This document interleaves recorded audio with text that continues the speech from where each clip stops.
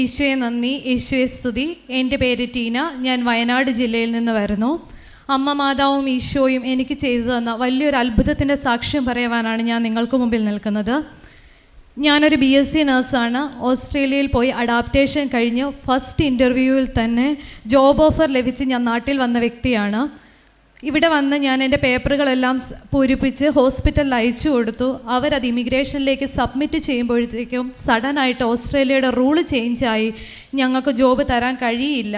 കാരണം അവിടുത്തെ പുതിയ റൂൾ അനുസരിച്ച് 4 വീക്ക് ഹോസ്പിറ്റലുകാർ അഡ്വർടൈസ്മെൻറ്റ് കൊടുത്ത് ഗവൺമെൻറ് ജോബ് കിട്ടണമെങ്കിൽ അവിടുത്തെ ഒരു ഓസ്ട്രേലിയൻ സിറ്റിസണോ ന്യൂസിലൻഡ് സിറ്റിസണോ ആയിട്ടുള്ള വ്യക്തി ആണെങ്കിൽ കൊടുക്കാം. ഇല്ല, പുറത്തൊരു ഇൻ്റർനാഷണൽ കാൻഡിഡേറ്റിന് കൊടുക്കണമെങ്കിൽ നമ്മൾ അവരെക്കാൾ എലിജിബിൾ ആക്കിയിരിക്കണം എന്നൊരു റൂള് വന്നു.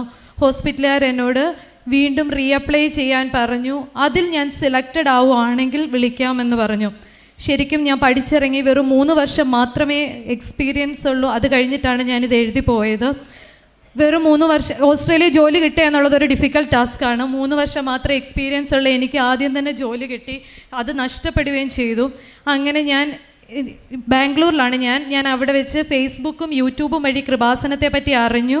ഞാൻ ഇവിടെ വന്നു. ഞാൻ ഉടമ്പടി എടുത്ത് ഓൾറെഡി ഞാൻ റീഅപ്ലൈ ചെയ്തിരിക്കുകയായിരുന്നു. അന്ന് അവരെന്നോട് ഞാൻ റീഅപ്ലൈ ചെയ്തിട്ട് വിളിച്ചപ്പോൾ അവരെന്നോട് പറഞ്ഞായിരുന്നു, നിൻ്റെ ഇൻ്റർവ്യൂവിൻ്റെ റെക്കോർഡിങ്സ് ഞങ്ങളുടെ കയ്യിലുണ്ട്. ഇനിയും ഇൻ്റർവ്യൂ പാനൽ തീരുമാനിക്കുകയാണെങ്കിൽ വീണ്ടും ഇൻ്റർവ്യൂ അറ്റൻഡ് ചെയ്യേണ്ടി വരും. ഇല്ലെങ്കിൽ ആ റെക്കോർഡിങ് വെച്ചിട്ട് വീണ്ടും ഇൻ്റർവ്യൂ ചെയ്തവരെ വെച്ച് നോക്കിയിട്ട് എലിജിബിൾ ആണെങ്കിൽ വിളിക്കാമെന്ന് പറഞ്ഞു. ഞാൻ ജനുവരി 4 ഇവിടെ വന്ന് ഉടമ്പടി എടുത്തു, ശക്തമായിട്ട് പ്രാർത്ഥിച്ചു, എന്നെ തന്നെ നവീകരിച്ചു. കൃത്യം ഒരാഴ്ച കഴിഞ്ഞപ്പോൾ അവിടെ നിന്ന് ഹോസ്പിറ്റലിൻ്റെ ഡയറക്ടർ ഓഫ് നഴ്സിംഗ് വിളിച്ചിട്ട് എന്നോട് പറഞ്ഞു, മൊത്തം 253 ആപ്ലിക്കേഷൻ സോർട്ട് ഔട്ട് ചെയ്തതിൽ നിന്നും ഏറ്റവും ഫസ്റ്റായിട്ട് ഏറ്റവും ബെസ്റ്റ് ആൻസേഴ്സ് കൊടുത്ത് ഇൻ്റർവ്യൂവിൽ സെലക്ട് ആയിരിക്കുന്ന വ്യക്തി ഞാനാണെന്ന്. വീണ്ടും ഒരു ഇൻ്റർവ്യൂ ഇല്ലാതെ അമ്മ മാതാവ് എന്നെ അനുഗ്രഹിച്ചു. അതിൻ്റെ 2 ദിവസം കഴിഞ്ഞപ്പോൾ തന്നെ എനിക്ക് പുതിയ ഓഫർ ലെറ്റർ വന്നു. അതും കൂടുതൽ സാലറിയോടുകൂടി, നേരത്തതിനേക്കാൾ കൂടുതൽ സാലറിയോടുകൂടി ഫാമിലി അക്കോമഡേഷനും വിസയും ഫാമിലി അക്കോമഡേഷനും ഫുഡും ഫ്രീ ആയിട്ടുള്ള പുതിയ ഓഫർ ലെറ്ററാണ് എനിക്ക് വന്നത്. അതിൻ്റെ നെക്സ്റ്റ് സ്റ്റെപ്പ് എന്ന് പറയുന്നത് സ്പോൺസർഷിപ്പിന് കൊടുക്കുക എന്നുള്ളതായിരുന്നു. ആ സ്പോൺസർഷിപ്പിന് കൊടുത്തു. ഞാൻ 4 ദിവസമായിട്ടും യാതൊരു ഇതുമില്ല. അങ്ങനെ ഞാൻ യൂട്യൂബിൽ ആരാധന കണ്ടു. അപ്പോൾ എൻ്റെ ആൻറ്റി യൂട്യൂബിൽ കമൻ്റ് ഇട്ടു. ഞങ്ങൾക്ക് ഒരുപാട് അനുഭവം ഉണ്ടായിട്ടുണ്ട്. അങ്ങനെ യൂട്യൂബിൽ കമൻ്റ് ഇട്ടിട്ട് കൃപാസനത്തിൽ നിന്ന് ലൈക്ക് അടിക്കുന്നതിൻ്റെ പിറ്റേന്ന് തന്നെ അത് നടക്കും. അങ്ങനെ ആൻറ്റി കമൻ്റ് ഇട്ട് കഴിഞ്ഞപ്പോൾ ലൈക്ക് അടിച്ചു. അത് കഴിഞ്ഞപ്പോൾ ആൻറ്റി എന്നെ വിളിച്ചു പറഞ്ഞു, മോളെ ഇതേപോലെ അച്ഛൻ കണ്ടിട്ടുണ്ടെന്നാണ് തോന്നുന്നത്, ലൈക്ക് അടിച്ചിട്ടുണ്ട്, നിനക്ക് നാളെ തന്നെ വരുമെന്ന്. ഞാൻ വിശ്വസിച്ചു, പ്രാർത്ഥിച്ചു. പിറ്റേ ദിവസം തന്നെ എൻ്റെ TSS വന്നു. ഇതൊക്കെ എങ്ങനെയാണ് പ്രൂവ് ചെയ്യുക എന്ന് എനിക്കറിയില്ല. ശരിക്കും എനിക്ക് TSS വന്നു. അത് കഴിഞ്ഞിട്ട് ഞങ്ങൾ വയനാടുകാരാണ്. വയനാട്ടിൽ നിന്ന് കോഴിക്കോട് ജില്ലയെ പോലെയാണ് പോലീസ് ക്ലാരിഫിക്കേഷൻ ചെയ്യേണ്ടത്. അപ്പോൾ വയനാട് ജില്ലയിലുള്ളവർക്ക് അവർ എൻക്വയറിക്ക് വിട്ട് 3-4 ദിവസം കഴിഞ്ഞ് പോലീസ് ക്ലാരിഫിക്കേഷൻ കിട്ടത്തുള്ളൂ. അപ്പം ഞാൻ എൻ്റെ ഹസ്ബൻഡിനോട് പറഞ്ഞു, ഈ ലോക്കറ്റ് കൈ വെച്ചുകൊണ്ട് പോയാൽ മതി, അവരൊന്നും ചോദിക്കത്തില്ല നമ്മളോട് എന്ന് പറഞ്ഞു. അങ്ങനെ ഞങ്ങൾ അവിടെ ചെന്നു. ഞങ്ങളോടൊരു പേര് പോലും അവർ ചോദിച്ചില്ല. ഞങ്ങളുടെ പാസ്പോർട്ട് നോക്കിയതായി അന്നേരം തന്നെ ഞങ്ങൾക്ക് ഇത് തന്നു, പോലീസ് ക്ലിയറൻസ് തന്നു.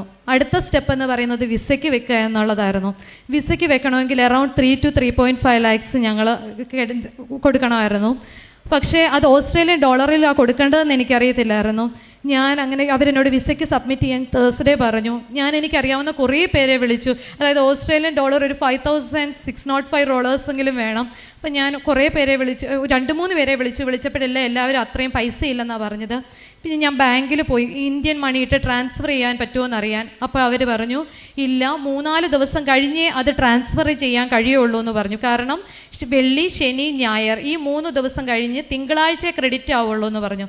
അങ്ങനെ ഞാൻ ഭാരപ്പെട്ടിരിക്കുമ്പോൾ ഞാൻ ആ ബാങ്കിൽ വെച്ച് തന്നെ എൻ്റെ കയ്യിൽ ഈ ലോക്കറ്റ് ഉണ്ടായിരുന്നു. ഞാൻ ഈ കൈ തുറന്നിട്ട് മാതാവിനോട് ചോദിച്ചു, അമ്മേ മാതാവേ, ഞാൻ ഒത്തിരി സാക്ഷ്യം കേട്ടിട്ടുണ്ട്, അമ്മ മാതാവ് എനിക്ക് പൈസ അറേഞ്ച് ചെയ്ത് തന്നു, 8 ലക്ഷം തന്നു, 10 ലക്ഷം തന്നു, അത് എവിടെ നിന്ന് അമ്മ മാതാവ് കൊടുത്തത്? എനിക്കിത്രയും അമ്മയ്ക്ക് ഒരു വെറും 3.5 ലക്ഷം എനിക്ക് അറേഞ്ച് ചെയ്ത് തരാൻ പറ്റത്തില്ലേ എന്ന് ചോദിച്ചു. പെട്ടെന്ന് തന്നെ എനിക്ക് വളരെ കുറച്ച് ദിവസങ്ങൾ മാത്രം ഓസ്ട്രേലിയയിൽ പരിചയമുള്ളൊരു വ്യക്തിയുടെ മുഖം അമ്മ എൻ്റെ ഓർമ്മയിൽ തെളിയിച്ചു തന്നു. എന്നിട്ട് ഞാൻ എൻ്റെ ഹസ്ബൻഡിനോട് പറഞ്ഞു, ഞാൻ ഈ ആളെ ഒന്ന് വിളിച്ചാൽ. അപ്പോൾ പുള്ളി പറഞ്ഞു, വേണ്ട, ചിലപ്പോൾ ഇത്രയും വലിയൊരു എമൗണ്ട് അല്ലേ. ഞാൻ പറഞ്ഞു, ഞാൻ എന്തായാലും വിളിക്കാൻ പോവാം. ഞാൻ ഈ ലോക്കറ്റ് മുറുകെ പിടിച്ച് ആ ബാങ്കിൽ നിന്ന് തന്നെ കോൾ ചെയ്തു. എന്നിട്ട് ഞാൻ പറഞ്ഞു, ഞാനിതുപോലൊരു സഹായം ചോദിക്കാനാണ് വിളിക്കുന്നത്. പൈസയുടെ കാര്യമാകുമ്പോൾ നമ്മൾ ചോദിക്കുമ്പോൾ അന്നേരം പുള്ളി പറഞ്ഞു എന്താ ടീന എന്ന് ചോദിച്ചപ്പോൾ ഞാൻ പറഞ്ഞു ഇതേപോലെ എനിക്ക് ഇത്രയും പൈസ വേണം വിസയ്ക്ക് സബ്മിറ്റ് ചെയ്യാൻ വേണ്ടിയിട്ടാന്ന് പറഞ്ഞു. എനിക്കറിയത്തില്ല, അത്ഭുതമെന്ന് പറയട്ടെ, ആ പുള്ളി എന്നോട് ഒന്നും പറഞ്ഞില്ല. ഞാൻ നിനക്ക് മുഴുവൻ പൈസയും തരാം എന്ന് പറഞ്ഞ് പുള്ളിയുടെ കാർ ഡീറ്റെയിൽസ് എനിക്ക് അന്നേരം തന്നെ ഷെയർ ചെയ്തു. എൻ്റെ വിസയ്ക്ക് ഞാൻ സബ്മിറ്റ് ചെയ്തു. 3 ദിവസത്തിനുള്ളിൽ തന്നെ എൻ്റെ വിസ വന്നു. പക്ഷേ അപ്പോഴും അവിടെയും ഒരു പരീക്ഷണമുണ്ടായി. എൻ്റെ മകളുടെ വിസ വന്നില്ല, ഞങ്ങളുടെ 2 പേരുടെയും മാത്രമേ വന്നുള്ളൂ. ഞാൻ 2 ദിവസം വെയിറ്റ് ചെയ്തു. ഞാൻ ഓസ്ട്രേലിയൻ ഇമിഗ്രേഷൻ ഡിപ്പാർട്ട്മെൻറ്റിൽ നേരിട്ട് വിളിച്ചപ്പോൾ അവർ പറഞ്ഞു ഒരാഴ്ചയ്ക്ക് ശേഷവും വന്നില്ലെങ്കിൽ മാത്രമേ ഞങ്ങൾക്ക് എന്തെങ്കിലും എൻക്വയറിക്ക് വിടാൻ പറ്റുള്ളൂ എന്ന്. അച്ഛനപ്പം ഇവിടെ എപ്പോഴും പറയായിരുന്നു സമയത്തിന് മേൽ അമ്മയ്ക്ക് അധികാരമുണ്ടെന്ന്. ഞാൻ അന്ന് രാത്രിയിലെ പ്രാർത്ഥനയിൽ ഉടമ്പടിയിൽ ഞാൻ തിരി കത്തിച്ച് വെച്ച് കരഞ്ഞ് പ്രാർത്ഥിച്ചു, അമ്മേ മാതാവേ നീ ആ സമയത്തിൽ ഇടപെടണമെന്ന്. പിറ്റേ ദിവസം രാവിലെ കൃത്യം 5:30 ആയപ്പോൾ ഞാൻ പ്രത്യക്ഷീകരണ പ്രാർത്ഥന ചൊല്ലുവാൻ തുടങ്ങിയപ്പോൾ 5:30 മണിക്ക് എനിക്ക് മെയിൽ വന്നു. എൻ്റെ മൊബൈലിൽ മെയിൽ കിടപ്പുണ്ട്. 5:30 ആയപ്പോൾ ഞാൻ തിരി കത്തിക്കുകയും മെയിൽ വരികയും കൂടെ ആയിരുന്നു. എൻ്റെ മകളുടെ വിസയായിരുന്നു അത്. ഇത്രത്തോളം അനുഗ്രഹം ചെയ്തു തന്ന എൻ്റെ അമ്മ മാതാവിന് 1000 നന്ദി ഞാൻ രേഖപ്പെടുത്തുന്നു. അതോടൊപ്പം തന്നെ എന്നെ ഒരു ദൗത്യം എന്ന വണ്ണം എൻ്റെ അമ്മ മാതാവ് ഏൽപ്പിച്ചൊരു കാര്യം നിങ്ങളോട് ഷെയർ ചെയ്യാൻ വേണ്ടി ഞാൻ ആഗ്രഹിക്കുകയാണ്. അതായത് ഈ കൃപാസനത്തിൽ ഉടമ്പടി എടുക്കുവാൻ ധ്യാന ദിവസങ്ങളിൽ വരാൻ കഴിയില്ലെന്ന് എനിക്കറിയില്ലായിരുന്നു. അങ്ങനെ ഞാൻ ഒരു ധ്യാന ദിവസത്തിലാണ് ഇവിടെ ആദ്യമായി വന്നത്.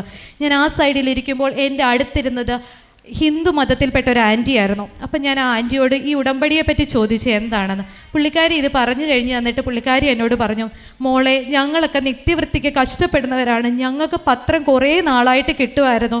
അപ്പം ഞങ്ങൾ വിചാരിക്കുന്നത് ഒരുപാട് പൈസ കൊടുത്താലാണ് ഈ ഉടമ്പടി എടുക്കാൻ കഴിയുന്നതെന്നാണ്. പക്ഷേ ഇവിടെ വന്നപ്പോഴാണ് അറിഞ്ഞത് വെറും 100 രൂപ മാത്രം, അത് നേർച്ച വസ്തുക്കൾ അവർ കാണിച്ചു തരികയാണ്. ഇത്രയും നേർച്ച വസ്തുക്കൾ ഞങ്ങൾക്ക് കിട്ടി, ഈ പൈസയ്ക്ക് ഞങ്ങൾക്ക് ഇത് ഉടമ്പടി എടുക്കാൻ കഴിയുമെന്ന് അറിഞ്ഞിരുന്നതെന്ന്. അങ്ങനെ ആരെങ്കിലും ഉടമ്പടി എടുക്കുവാൻ വേണ്ടി ഒത്തിരി പൈസയാകുമെന്ന് കരുതി വൈകുന്നുണ്ടെങ്കിൽ ഇവിടെ ഒരു പൈസയുമില്ല, ഒരു ബിസിനസ്സും നടക്കുന്നില്ല. നിങ്ങൾക്ക് ഇവിടെ വന്ന് ഉടമ്പടി എടുത്ത് മാതാവിൽ നിന്ന് ഉടനടി പരിഹാരം നേടിപ്പോകാൻ സാധിക്കും.